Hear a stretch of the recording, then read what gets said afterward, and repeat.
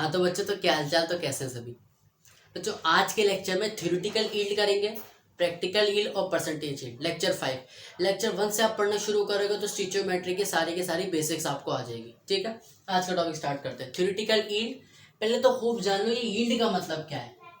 Yield का मतलब है बेसिकली प्रोडक्शन।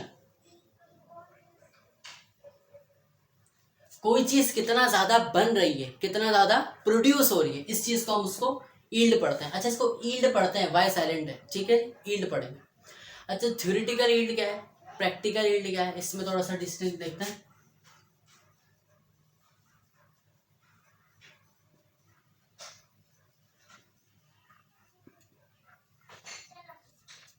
बच्चे लेट से कंसीडर करते हैं केमिकल रिएक्शन के आपके पास 12 ग्राम कार्बन है, सही है, वो ऑक्सीजन के साथ रिएक्ट होकर 44 ग्राम कार्बन डाइऑक्साइड बना रहा है। अभी थ्योरेटिकल प्रैक्टिकल पे जा ही नहीं रहे, अभी सिर्फ एक जनरल बात देख रहे हैं। अगर 12 gram carbon 44 gram carbon dioxide बना रहा है तो 24 ग्राम कितना बनाएगा भाई? अगर 12 का डबल 24 तो 44 का डबल डबल हो जाएगा, 88 ग्राम बनाएगा। तो ये चीज़ जो हमने बनाई है ना, ये जो प्रोड्यूस करी है कैलकुलेशन से, ये चीज़ है थ्योरेटिकल यील्ड, जो हमने सोच के बना ली है। थ्योरी हमेशा परफेक्ट होती है, ठीक है, बाय अपनी रूह से, अपने फी नफ्स से ही थ्योरी परफेक्ट होती है, लेकिन प्रैक्टिकली ऐसा नहीं होता। अच्छा, लेट से हम लोग 7, 8, 9 में होते हैं, सही है, फ्लीट्स एग्जाम्पल लेते हैं, तो हम सोचते हैं कि हमारे मैट्रिक में 90% आएंगे, 95% आएंगे, ऐसे सोच लेते हैं। लेकिन क्या प्रैक्टिकली ऐसा होता है? नहीं, ऐसा नहीं होता। तो सिमिलरली ये चीज़ थ्योरेटिकली है, पेन के ऊपर एप्लीकेबल है, लेकिन जब प्रैक्टिकली रिएक्शंस करा रहे होते हैं तो कुछ नतीजे होते हैं, वो नतीजे हम आपको बताएंगे। 4 नतीजे होते हैं जिनकी वजह से ये जो प्रोडक्ट बनता है ना, ये प्रोडक्ट कम बनता है, ठीक है। थ्योरेटिकल यील्ड में हम कैलकुलेशन पेपर पे कर लेते हैं कि इतना कार्बन इतना बनाएगा, लेकिन असल में कार्बन इतना नहीं बना पाता, प्रैक्टिकली वो वैल्यू कम हो जाती है। तो थ्योरेटिकल यील्ड को हम डिफाइन करेंगे। थ्योरेटिकल यील्ड बेसिकली पेपर पे हो रही होती है। तो थ्योरेटिकली डिफाइन होती है the maximum amount of product, the maximum amount of product obtained by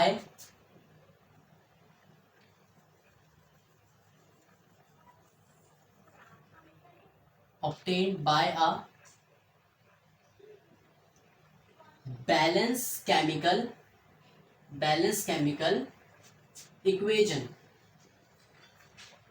by using its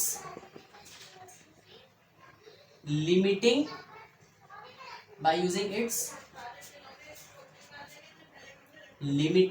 reactant is called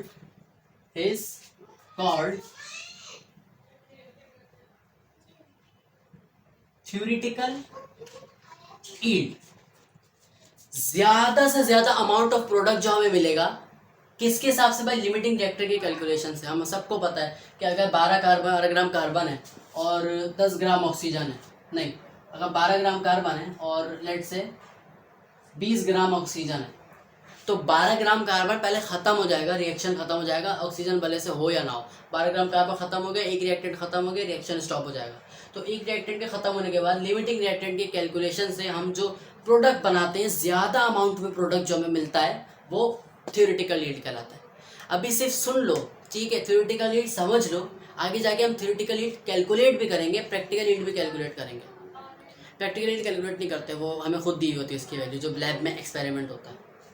जब देखो, अगर लेट से मेरे पास 24 ग्राम कार्बन दिया हुआ है मेरे हाथ में, अब जब हम उसको जलाएंगे, 24 ग्राम कोयला है, मैं उसको जलाऊंगा और उससे बनने वाली कार्बन डाइऑक्साइड जो गैस है, इसको मैं इकट्ठा करूंगा और फिर जब उसका मास लूंगा, उसका वजन लूंगा, तो वो कभी भी 88 नहीं आएगा, वो 80 आ सकता है, 82 आ सकता है, ऐसे कम ही होगा।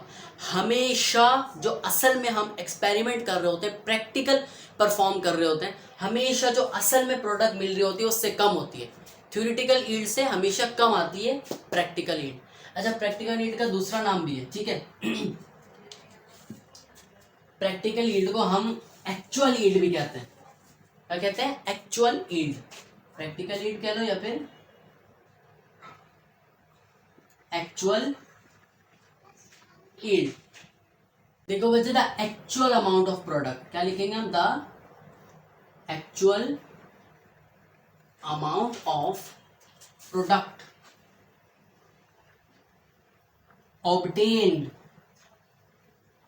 by calculation of balance chemical equation. No, balance chemical equation से जो पेपर में हम कैलकुलेशन करेंगे वो थ्योरेटिकल यील्ड है, वो हमारे जहन में बन जाती है कि इतने से इतना बनेगा, लेकिन प्रैक्टिकली ऐसा नहीं होता। क्यों नहीं होता ये हम आपको आगे बताएंगे, आप खुद समझ जाएंगे ऐसा क्यों नहीं होता। The actual amount of product obtained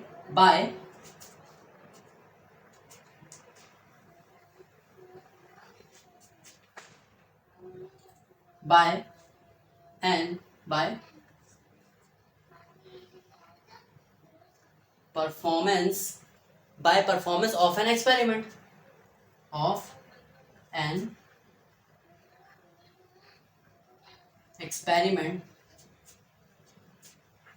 is called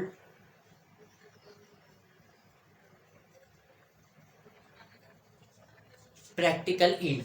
एक एक्सपेरिमेंट जब परफॉर्म करेंगे हमेशा थ्योरेटिकल यील्ड से प्रैक्टिकल यील्ड की वैल्यू कम आएगी, वो चीज़ प्रैक्टिकल यील्ड या एक्चुअल यील्ड कहलाएगी जो असल में आती है।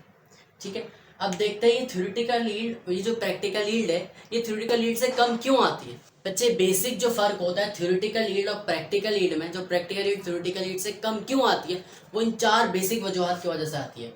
एक रिएक्शन कंसीडर करो वही वाला जिसमें कार्बन ऑक्सीजन के साथ रिएक्ट होकर कार्बन डाइऑक्साइड बना रहा है। ठीक है, अच्छा ऐसा हो सकता है, क्यों नहीं हो सकता, बिल्कुल हो सकता है कि मैं कार्बन को जलाऊं, 12 ग्राम कार्बन है, यहाँ नहीं ऊपर लिखते हैं, ये थ्योरेटिकल लेके चल रहा हूँ मैं ऊपर, 12 ग्राम कार्बन है, 12 ग्राम कार्बन को जलाऊं और मैंने थ्योरेटिकली कैलकुलेट करा हुआ है कि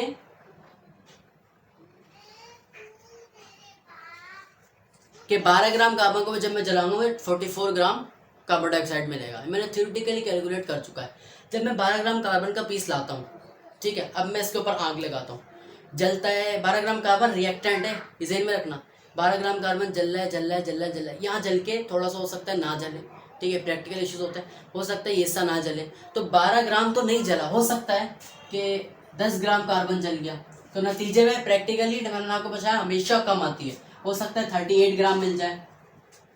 तो ये पहला पॉइंट क्या होगा, आइदर में some amount of product may not react, हो सकता है कुछ अमाउंट ऑफ प्रोडक्ट, आइदर में कुछ amount of reactant may not react, हो सकता है कि कुछ अमाउंट ऑफ रिएक्टेंट जो मैं रिएक्ट करा रहा हूँ वो रिएक्ट ही ना हो, कहीं पर आग लगे ही ना, कोई हिस्सा बच जाए, ये वैलिड रीजन है, ऐसा होता है। आइदर में some amount of reactant may not react,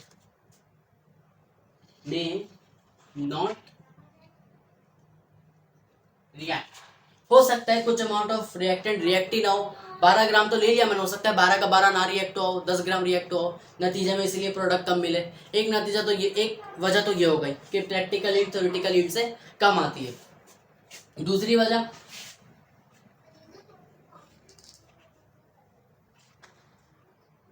reactant may form any side product।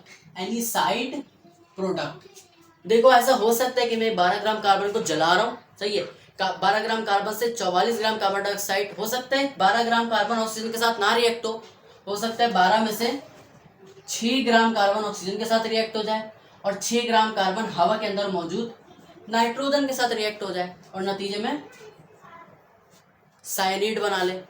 ऐसा हो सकता है कि जो रिएक्टेंट है वो कोई साइड प्रोडक्ट बना ले, भाई हवा में खाली ऑक्सीजन तो नहीं है ना, नहीं, नाइट्रोजन भी है, सल्फर भी है, कार्बन मोनोऑक्साइड भी है, ओजोन भी है, काफ़ी गैसेज हैं, सेवरल्स ऑफ गैसेज।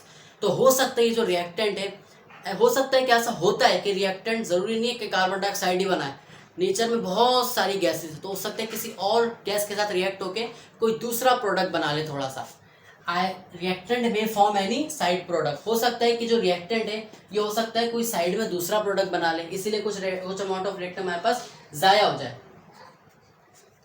तीसरी वजह, लेट्स से किसी चीज से रिएक्ट ही नहीं हुआ, 12 ग्राम कार्बन 44 ग्राम कार्बन के साथ रिएक्ट हो गया। लेकिन ऐसा भी हो सकता है कि जब 6 ग्राम कार्बन रिएक्ट हुआ ऑक्सीजन के साथ तो एक रिवर्सिबल रिएक्शन शुरू हो गया। रिवर्सिबल रिएक्शन केमिकल इक्विलिब्रियम पढ़कर आ चुके हैं हम मैट्रिक में, सही है, डिटेल में नहीं जाएंगे, बस याद रखो एक रिवर्सिबल रिएक्शन शुरू हो गया जिसकी वजह से प्रोडक्ट मिलना कम हो गया। तो देयर में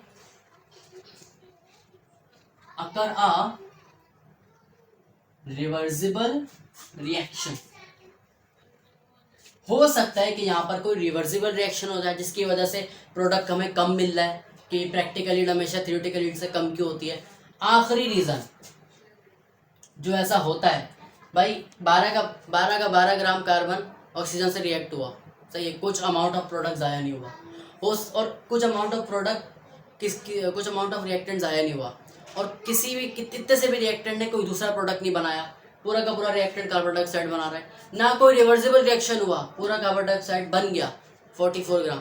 लेकिन जब कार्बन डाइऑक्साइड को सेपरेट करोगे तो सेपरेशन में भी तो अलग हो सकता है, कि जैसे कार्बन डाइऑक्साइड नहीं बना रहे, कुछ और बना रहे हैं, रूअफ़ज़ा वाला बना रहे हैं, ठीक है, पानी लिया, रूअफ़ज़ा लिया, चीनी ली, घोला। अब जब सेपरेट करेंगे छन्नी से, चीनी अलग करेंगे, तो हो सकता है कुछ अमाउंट ऑफ प्रोडक्ट ज़ाया हो जाए सेपरेशन में। सेपरेशन में क्या क्या चीज़ें होती है भाई, फिल्टर कर रहे होंगे आप या सेपरेट कर रहे होंगे, हो सकता है उसमें कुछ अमाउंट ऑफ प्रोडक्ट हमारा ज़ाया हो जाए असल में, क्योंकि पेंसिल से लिखते हुए जब थ्योरेटिकल यील्ड कैलकुलेट कर रहे होते तब क्या ज़ाया होगा, कुछ ज़ाया नहीं होगा, असल में हो सकता है प्रोडक्ट ज़ाया छानते वक्त। तो लास्ट पॉइंट, आइदर में some amount of product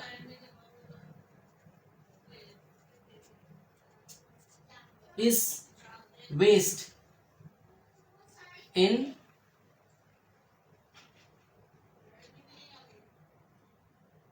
physical process.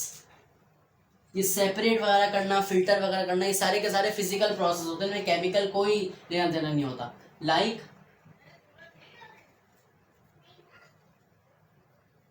Separation comma filtration, इसके अलावा एक और होता है डिस्टिलेशन, ठीक है, कुछ साफ करना, गंदगी निकालना, जो प्रोडक्ट हमें जाएगी उसमें कुछ और प्रोडक्ट है कि वो हटाना, छांटने में हो सकता है कुछ अमाउंट ऑफ प्रोडक्ट ज़ाया हो जाए, तो 44 के बदले हमें 40 मिल जाए। नतीजे में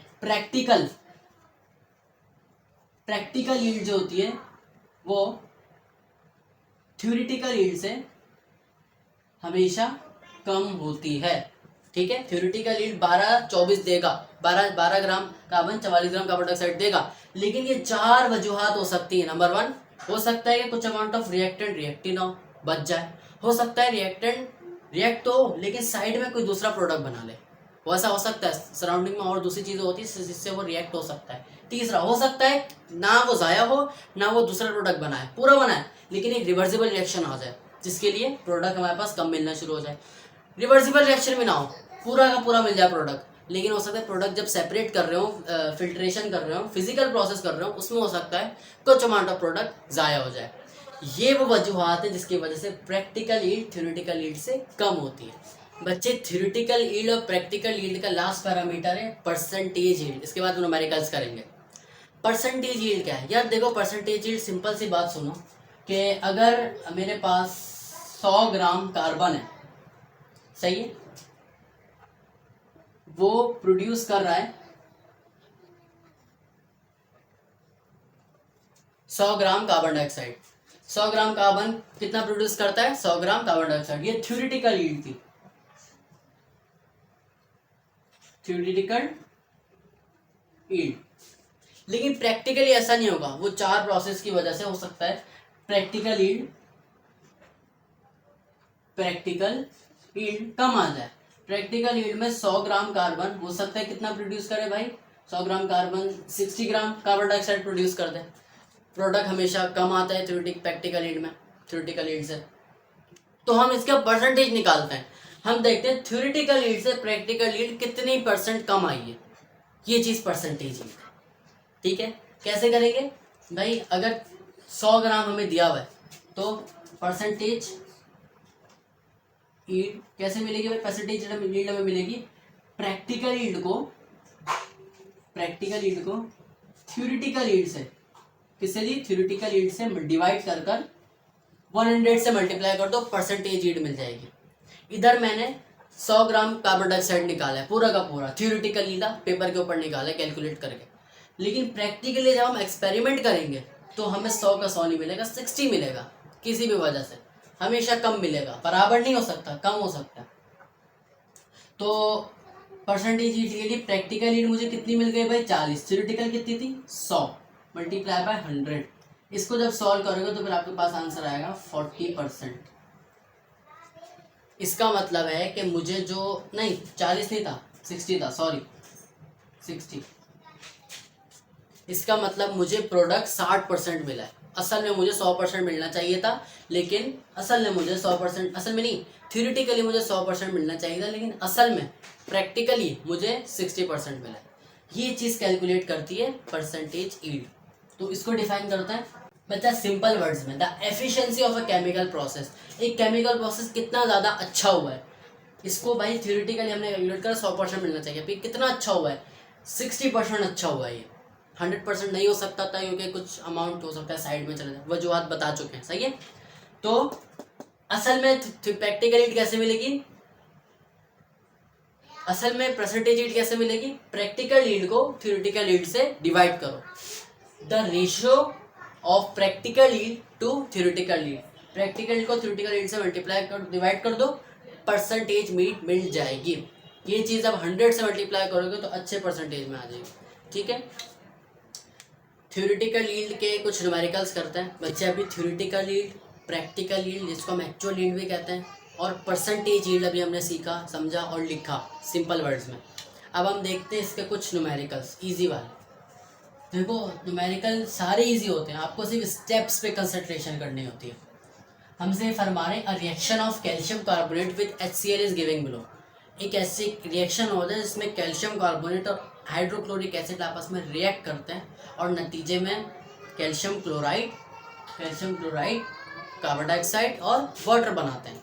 ये एक रिएक्शन है, जनरल रिएक्शन है। कायनात में जब भी कभी ऐसा रिएक्शन होता है, इससे ना ज़्यादा होता है ना कम होता है, इसलिए मैं इसको जनरल रिएक्शन बोलता हूँ। अच्छा, ये हमसे कह रहे हैं इफ़ ड्यूरिंग एन एक्सपेरिमेंट।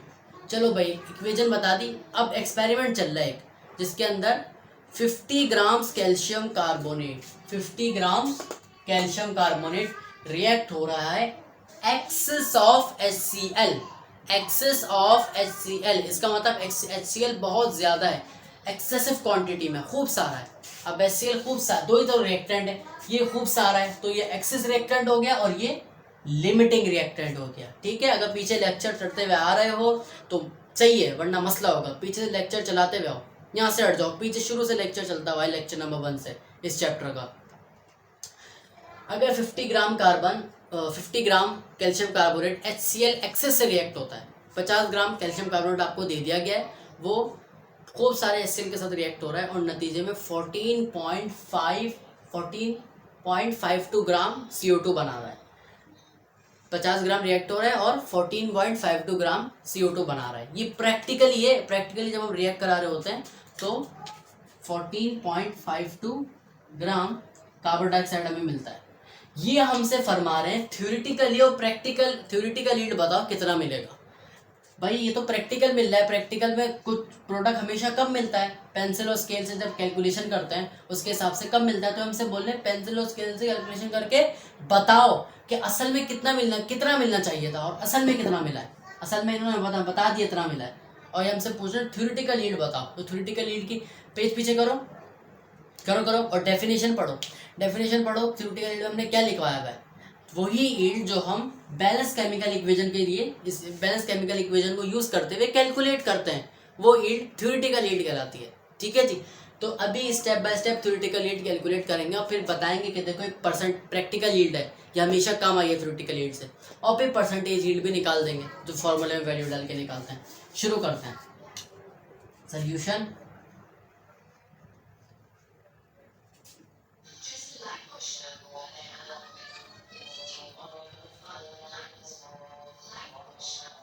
क्या क्या दिया हुआ है हमें? हमें दिया हुआ है मास ऑफ कैल्शियम कार्बोनेट। कितना रिएक्ट हो रहा है कैल्शियम कार्बोनेट? 50 ग्राम। भाई जिस चीज का मास दिया हुआ है सबसे पहले उसका मोलिकुलर मास निकाल लो, जिसको मोलर मास भी कहते हैं। Molar mass of calcium carbonate, calcium carbonate कितना है भाई? 100 ग्राम। अब कैलकुलेट करेंगे कैल्शियम कार्बोनेट, कैल्शियम का 40, कार्बन का 12 और ऑक्सीजन का 16। अच्छा ऑक्सीजन 3 है, सही है, तो 3 16 से मल्टीप्लाई होगा। इसको सॉल्व करोगे तो 100 आएगा। कैल्शियम कार्बोनेट का मोलर मास होता है। अच्छा और क्या दिया हुआ है? प्रैक्टिकल यील्ड हमें दी हुई है कार्बन डाइऑक्साइड की, कि कार्बन डाइऑक्साइड जो गैस है वो 14.52 ग्राम प्रोड्यूस होगी। प्रैक्टिकल यील्ड, भाई देखो जाहिर सी बात है प्रैक्टिकल यील्ड आप कैलकुलेट तो कर नहीं सकते। प्रैक्टिकल यील्ड तो प्रैक्टिकल करने के बाद, actual experiment, if during experiment करने के बाद ही मिलती है। तो प्रैक्टिकल यील्ड आपको हमेशा सवाल के अंदर दी हुई होगी, ये बात याद रखना, 14.52 ग्राम। ओके अब देखो जिस रिएक्टेंट का आपको माल मसाला दिया हुआ है, सामान दिया हुआ है, उस रिएक्टेंट के सबसे पहले मोल्स मालूम कर लो जो आपको रिएक्शन में इस्तेमाल करना है। ये एक जनरल रिएक्शन है, मैं हमेशा एक बात करता हूँ, ये जनरल रिएक्शन है। आपको अपने रिएक्शन जो दिया हुआ है, सामान दिया हुआ है, इसमें इस हिसाब से अपने मोल निकाल लो। For moles of CaCO3, calcium carbonate के मोल के लिए क्या करेंगे भाई? सबको पता है नंबर ऑफ मोल बराबर होता है mass in gram divided by molar mass. Molar mass, तो मास इन ग्राम कितना दिया हुआ जी? 50 दिया हुआ। मोलर मास कितना है जी? 100 है। इसको सॉल्व करोगे आंसर आएगा, आंसर कितना आएगा? आंसर आएगा हाँ 0.5 मोल। अब हम ये नहीं बोलेंगे 50 ग्राम कैल्शियम कार्बोनेट रिएक्ट हुआ है, हम बोलेंगे 0.5 मोल कैल्शियम कार्बोनेट रिएक्ट हुआ है। स्टीचियोमेट्री की तरफ चले जाओ।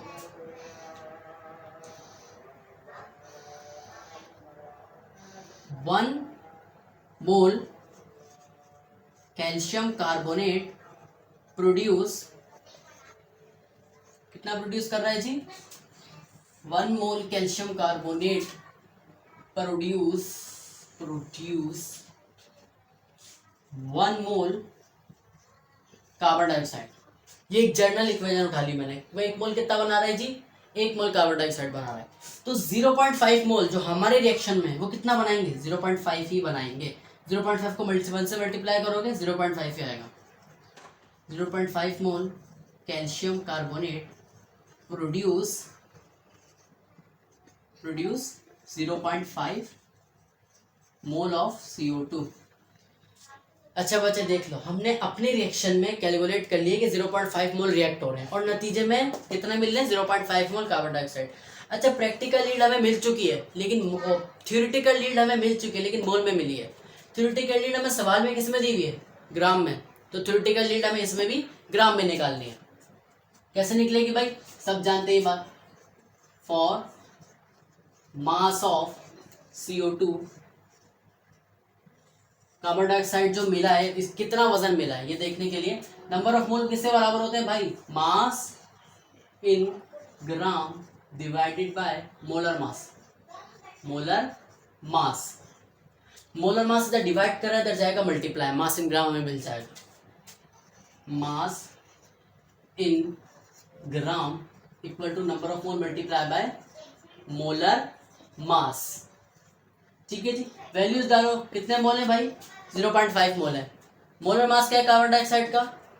कार्बन डाइऑक्साइड, कार्बन का अपना 12 प्लस ऑक्सीजन अपना 16, ऑक्सीजन खुद 2 है, सही है, 32 प्लस 12 44, 0.5 मल्टीप्लाई बाय 44। अच्छा इसको जब आप सॉल्व करोगे तो फिर आपके पास आंसर आएगा 22 ग्राम। भाई ये जो हमने निकाल ली है ना, ये हमने निकाल ली है थ्योरेटिकल यील्ड। क्या निकाल लिया जी? Theoretical yield.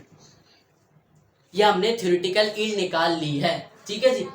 22 gram carbon dioxide आपको मिलेगा, लेकिन प्रैक्टिकली कितना मिल रहा है? 14.52। कम मिल रहा है। क्यों कम मिल रहा है? जहीन बच्चे हो सारे के सारे जानते हो वो बातें कि हो सकता है कुछ रिएक्टेंट हो, रिएक्ट ही ना हुआ हो सकता है रिएक्टेंट ने साइड रिएक्शन में प्रोडक्ट बना लिया, हो सकता है एक रिवर्सिबल रिएक्शन आ गया, या हो सकता है ये सब सही हुआ, हो सकता है कि कार्बन डाइऑक्साइड मिली तो लेकिन उसको छानते वक्त फिजिकल प्रोसेस में हो सकता है कुछ वेस्ट हो गया प्रोडक्ट। इस वजह से प्रैक्टिकल ईड हमेशा थ्योरेटिकल ईड से कम आई है। कैलकुलेट थ्योरेटिकल ईड हो गई, परसेंटेज ईल्ड भी निकालनी है। For percentage yield, percentage yield के लिए क्या करेंगे जी, परसेंटेज ईल्ड किसके बराबर होती है, बिल्कुल सही, practical yield, practical yield divide by theoretical yield, और इसको 100 से मल्टीप्लाई कर दो बस। प्रैक्टिकल ईल्ड जो दी हुई है उसको थ्योरेटिकल ईल्ड जो हमने कैलकुलेट करी उससे डिवाइड कर दो और 100 से मल्टीप्लाई कर दो, सिंपल। कितना आएगा जी, प्रैक्टिकल ईल्ड है 14.52, हमने कैलकुलेट कर ली 22, 100 से मल्टीप्लाई करो। इसको जब सॉल्व करोगे तो फिर आपके पास आंसर आएगा 66%। इसका मतलब आपको 22%, आपको 22 ग्राम मिलना चाहिए था लेकिन आपको 14.52 ग्राम प्रोडक्ट मिला है। 66% आपको प्रोडक्ट मिला है, बाकी का प्रोडक्ट नहीं मिला आपको। ये चीज़ है जिसका फ़ायदा असल में जब एक्सपेरिमेंट कर रहे होते हैं स्टीचियोमेट्री का। ये थ्योरेटिकल ईल्ड का कुछ न्यूमेरिकल था। इसका एक और इजी सा न्यूमेरिकल करने से कॉपी कर दें, सही है, सिंपल वे में कॉपी करना, साफ सुथरा, ताकि जब पढ़ने बैठो तो समझ में आए। ओके, अगला न्यूमेरिकल करते हैं बच्चे। ये न्यूमेरिकल भी एज इट इज पहले वाले की तरह होगा। हमसे कह रहे हैं एल्यूमिनियम क्लोराइड जो है वो रबर, जो बहुत सारे रबर के प्रोडक्ट्स होते हैं यार, वो होते हैं, चेयर्स होती हैं, ट्यूब्स होते हैं, इन सब के रबर को मैन्युफैक्चर करने के लिए, इवन इरेजर में भी जो रबर हम यूज़ कर रहे होते हैं उसको भी मैन्युफैक्चर करने के लिए एल्यूमिनियम क्लोराइड ये चीज़ यूज़ होती है, ठीक है। और ये हम बता रहे हैं इट इज़ प्रोड्यूस बाय, कैसे प्रोड्यूस होता है, जब एल्यूमिनियम को क्लोरीन के साथ रिएक्ट कराते तो एल्यूमिनियम क्लोराइड हमें मिलता है। ये बात याद रखना, जब भी कभी एल्यूमिनियम को क्लोरीन के साथ रिएक्ट कराएंगे तो एल्यूमिनियम क्लोराइड मिलेगा। अब हमसे हमारा सवाल दे दिया, हमारा माल मसाला दे दिया, क्या भाई, अगर 160 ग्राम ऑफ एल्यूमिनियम रिएक्ट हो रहा है एक्सेस ऑफ क्लोरीन गैस, अगर 160 ग्राम एल्यूमिनियम है आपके पास, वो रिएक्ट हो रहा है क्लोरीन से, क्लोरीन कितना है भाई, खूब सारा है, बहुत सारा है, क्लोरीन एक्सेस है। इनमें से लिमिटिंग रिएक्टेंट क्या हुआ, ये, क्योंकि एक वक्त के बाद खत्म हो जाएगा, ये तो खूब सारा है, लातादाद है, तो ये खत्म नहीं होगा। तो ये हमसे कह रहे हैं 160 ग्राम एल्यूमिनियम रिएक्ट हो रहा है excess of chlorine gas, 165 grams of aluminium chloride is produce. इन्होंने हमें बता दिया भाई कि जब 160 ग्राम एल्यूमिनियम बहुत सारे क्लोरीन के साथ रिएक्ट होगा तो 650 ग्राम एल्यूमिनियम क्लोराइड आपको मिलता है। असल में एक्चुअल प्रैक्टिकल जब आप परफॉर्म करते हैं तो 650 ग्राम ऑफ एल्यूमिनियम क्लोराइड आपको मिलता है। जब एल्यूमिनियम को क्लोरीन के साथ रिएक्ट कराओगे तो 650 ग्राम आपको मिलेगा, ठीक है। ये हमसे फरमाइश कर रहे हैं परसेंटेज यील्ड निकालो। देखो जो 650 निकला है, 650 ग्राम ये क्या है, ये प्रैक्टिकल यील्ड है, ठीक है जी, ये प्रैक्टिकल यील्ड है, या फिर आप इसको क्या कहते हैं दूसरा नाम, एक्चुअल यील्ड, असल में जो मिलती है। ये 650 जो है प्रैक्टिकल यील्ड है, एक्चुअल यील्ड है। हमें परसेंटेज यील्ड चाहिए। परसेंटेज यील्ड किसके बराबर होती है, theoretical, practical yield divide by theoretical. अच्छा, मतलब थ्योरेटिकल भी कैलकुलेट करनी पड़ेगी क्या, थ्योरेटिकली से पेपर और पेंसिल से कैलकुलेट करते हैं बैलेंस केमिकल इक्वेशन का यूज़ करते हुए कि कितना मिलना चाहिए था। करना शुरू करते हैं भाई, कोई मसला वाली बात नहीं है।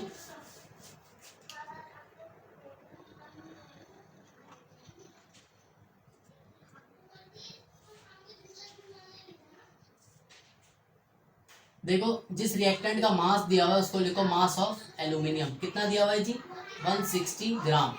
एल्यूमिनियम का एटॉमिक मास क्या होता है जी, या मोलर मास कह लो, मोलर मास। इसका पीरियोडिक टेबल में मोलर मास है 27 ग्राम पर मोल, ठीक है जी।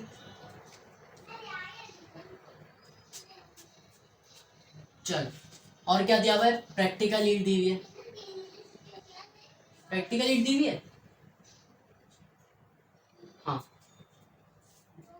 दी हुई,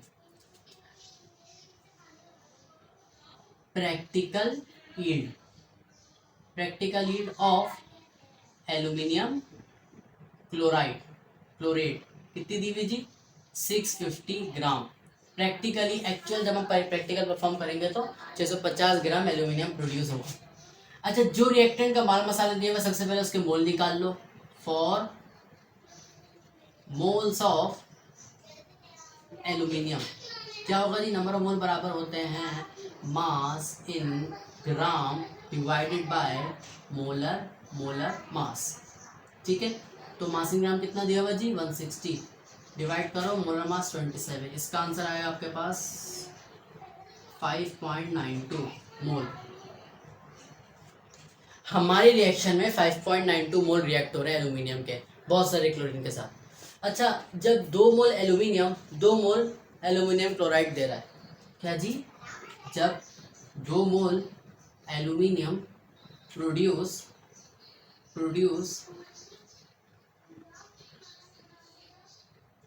2 मोल एल्यूमिनियम क्लोरेट, तो सबसे पहले 1 मोल में देखो 2 मोल दे रहा है, 1 मोल कितना देगा, 2 मोल दे रहा है तो 1 मोल भी 1 मोल ही देगा ना।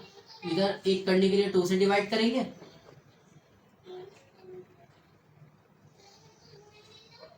देखो जो काम इज इक्वल के इधर कर रहा है वही वहां करना पड़ेगा, 2 से डिवाइड करना पड़ेगा।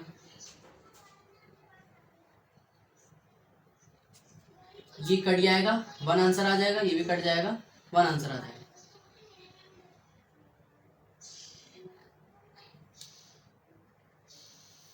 1 मोल एल प्रोड्यूस कितना जी, 1 मोल AlCl3। कोई मसले वाली बात इसमें नहीं, 2 मोल बना रहा है तो इधर 1 करने के लिए 2 से डिवाइड करना पड़ेगा, जो चीज़ वहां करी हो वहां करी, दोनों जगह 1 आ। जरूरी नहीं है दोनों जगह 1 आए, आपको बस यहाँ पे जैसे तैसे 1 लाना है। यहाँ पर 1 आ गया, अब नंबर ऑफ मोल से मल्टीप्लाई कर दो, 1 जब इससे मल्टीप्लाई होगा तो ये आंसर आएगा 5.92 मोल एल्यूमिनियम प्रोड्यूस। 5.92 जब मोल रिएक्ट होंगे, 5.92 1 से मल्टीप्लाई 5.92 आएगा, यहाँ पर भी 5.92 को मल्टीप्लाई करेंगे। ठीक है जी, 5.92 1 मोल बना रहा है तो 5.92 कितने बनाएंगे, 5.92 मोल एल्यूमिनियम क्लोरेट। हमने अपने रिएक्शन के एल्यूमिनियम के मोल मालूम कर लिए, अपने रिएक्शन के जो हमें काम दिया हुआ था, अपने रिएक्शन के एल्यूमिनियम के मोल मालूम कर लिए, और अपने ही रिएक्शन के एल्यूमिनियम क्लोराइड जो मिला है उसके मोल मालूम कर लिए। थ्योरेटिकल यील्ड हमें मिल चुकी है, लेकिन चूंकि थ्योरेटिकल यील्ड प्रैक्टिकल यील्ड यहाँ पे ग्राम में दी हुई है मास में, तो एल्यूमिनियम क्लोराइड का भी मास निकालेंगे, तो ये भी थ्योरेटिकल यील्ड है, 5.92 मोल प्रोड्यूस होगा थ्योरेटिकली, लेकिन हमें प्रैक्टिकल यील्ड मास में दी हुई है तो थ्योरेटिकल यील्ड भी मास में निकालेंगे। कैसे जी, फॉर मास, इसको सही कर दें, for mass of aluminium chlorate produce, कितना सारा वजन में एल्यूमिनियम क्लोराइड प्रोड्यूस होगा। मास इन ग्राम के लिए क्या करें, हम सब जानते हैं नंबर ऑफ मोल्स बराबर होते हैं mass in gram divided by molar mass. तो मास इन ग्राम किसके बराबर हो जाएगा, मोलर मास डिवाइड करें तो जाकर मल्टीप्लाई, मास इन ग्राम बराबर हो जाएगा number of mole multiply by molar mass. Number of मोल कितने निकालने, 5.92। अच्छा, एल्यूमिनियम क्लोराइड का मोलर मास होता है 133.5। ये कैलकुलेट करते हैं, आपको आता है कैलकुलेट करना, सही है। एल्यूमिनियम क्लोराइड, क्लोरीन का 40 को 3 से 30, एल्यूमिनियम का 27 और क्लोरीन का अपना 40, लेकिन 3 क्लोरीन तो 40 3 दफा लेंगे और दोनों को प्लस कर देंगे, आता है आपको ये, सही। नंबर ऑफ मोल कितने जी 5.92 जो हमने प्रोड्यूस करें, और मोलर मास 133.5। ठीक है, इसको जब सॉल्व करोगे तो फिर आपके पास आंसर आएगा 790.32 ग्राम। ये क्या जी, मास इन ग्राम।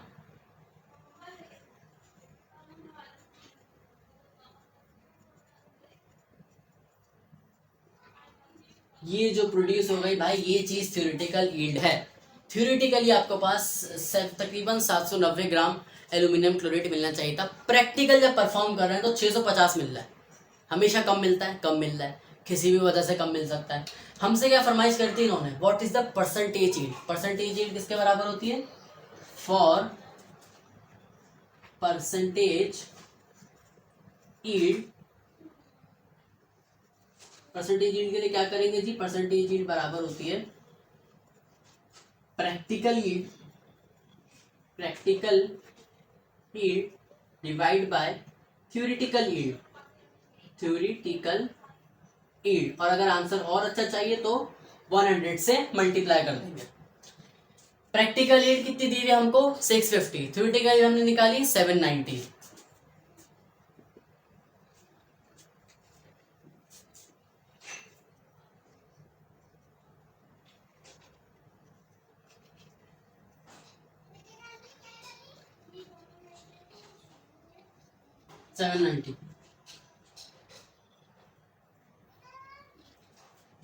इसको जब आप सॉल्व करोगे आपके पास आंसर आएगा 82.24%। इसका मतलब आपने जब एल्यूमिनियम रिएक्ट कराया क्लोरीन के साथ तो जो एल्यूमिनियम क्लोरेट मिला वो 82.24% था असल के नहीं, थियोरेटिकल के। और असल में कितना मिला जी 650 प्रैक्टिकल यील्ड। इसका मतलब 82.24 मिला है। देखो बुक के जो न्यूमेरिकल है इसके पीछे वो भी एज इट इज़ होंगे, कोई मुश्किल बात नहीं है, एज इट इज़ होंगे। लेक्चर को रिवाइज करो, दोबारा देखो एक मरतबा, नहीं देखना तो ये देखो सिंपल एक दफ़ा में समझ में आ जाने वाली चीज़ है। आराम से कॉपी करो अच्छी तरह से कि तुम जब खुद पढ़ने बैठो तो तुम्हें समझ में आए। बाकी आज के लिए इतना ही। अगर कोई सवाल हो तो कमेंट सेक्शन में पूछ सकते हैं। थैंक यू, अल्लाह हाफिज़।